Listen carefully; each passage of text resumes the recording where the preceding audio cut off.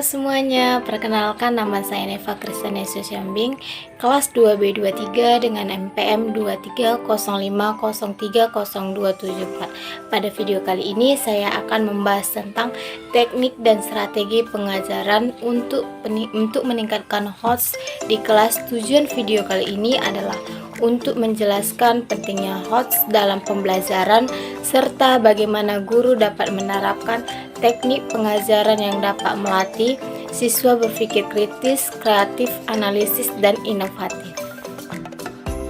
HOTS atau Higher Order Thinking Skill merupakan kemampuan berpikir tingkat tinggi yang mencangkup kemampuan menganalisis, mengevaluasi, dan mencipta.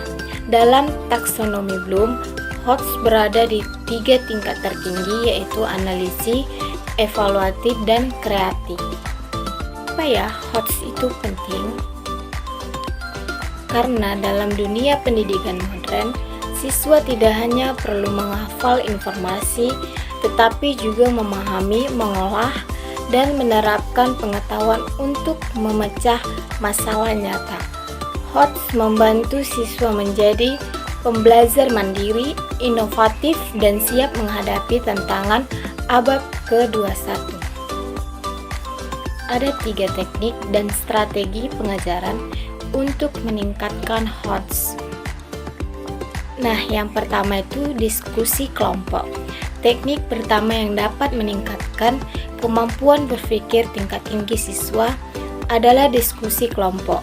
Diskusi kelompok merupakan metode pengajaran yang mendorong siswa aktif bertukar pikiran, mengemukakan pendapat, serta mendengarkan ide dan pandangan orang lain.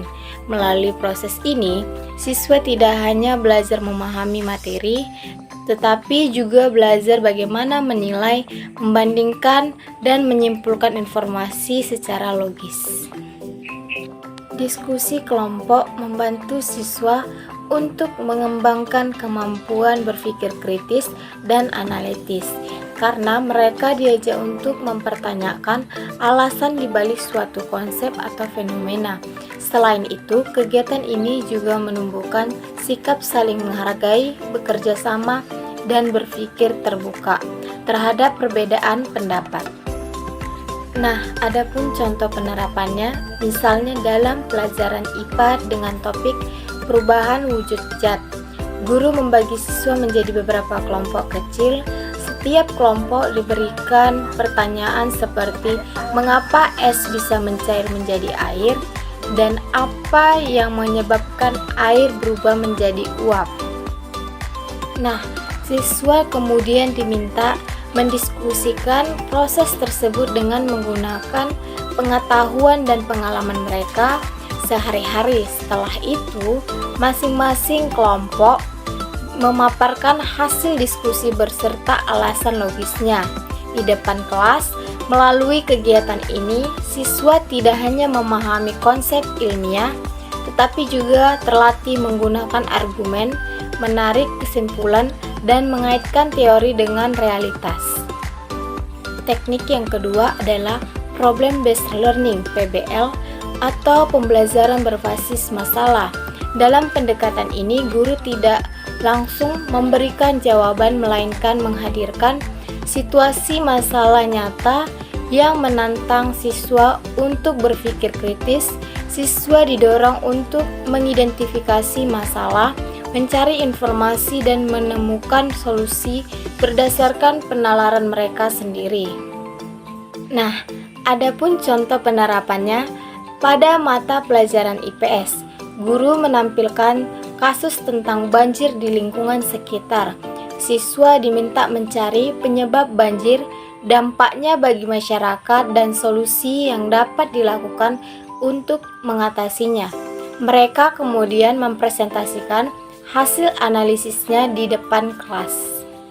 Melalui kegiatan ini, siswa belajar menganalisis situasi, membuat keputusan, dan mengevaluasi solusi. Nah, teknik yang ketiga adalah Project Based Learning (PJBL) atau pembelajaran berbasis proyek. Dalam strategi ini, siswa tidak hanya belajar teori, tetapi juga melakukan sesuatu yang nyata sebagai bentuk penerapan pengetahuan.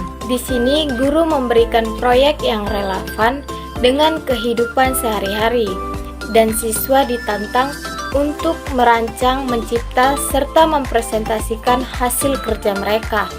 Adapun contoh penerapannya dalam pelajaran bahasa Indonesia, guru memberikan proyek membuat majalah digital bertema lingkungan sekolah bersih dan hijau. Siswa bekerja dalam kelompok untuk menulis artikel, mendesain tampilan, dan menambahkan foto hasil dokumentasi. Hasil akhirnya dikumpulkan dan dipresentasikan di depan kelas. Nah, dari yang ketiga teknik tadi, diskusi kelompok, pembelajaran berbasis proyek, dan pemecah masalah, kita dapat melihat bahwa peningkatan HOTS di SD bisa dilakukan dengan cara yang sederhana namun bermakna. Guru tidak perlu selalu memberikan materi yang sulit, tetapi cukup menciptakan suasana belajar yang menantang dan mendorong siswa berpikir sendiri. Kunci utamanya adalah melatih proses berpikir, bukan hanya hasil belajar. Melalui pembelajaran berbasis HOTS, siswa SD akan tumbuh menjadi anak yang kreatif, berani, dan mampu memecahkan masalah sejak dini. Inilah langkah awal menuju generasi yang cerdas, inovatif, dan siap menghadapi masa depan.